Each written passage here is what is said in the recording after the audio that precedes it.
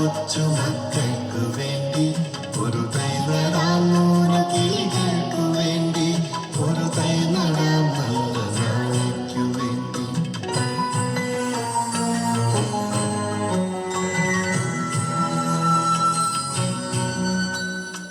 ഇത് പ്രാണവായുവിനായി നടുന്നു, ഇത് മഴയ്ക്കായി തൊഴുതു നടുന്നു.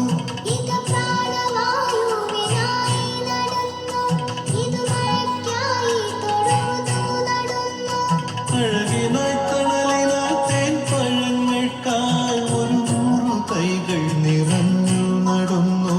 അഴകിനായി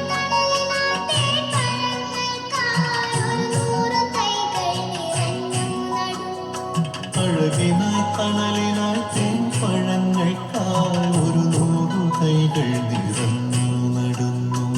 ഒരു തൈ നടാം നമുക്കമ്മയ്ക്കു വേണ്ടി, ഒരു തൈ നടാം കൊച്ചു മക്കൾ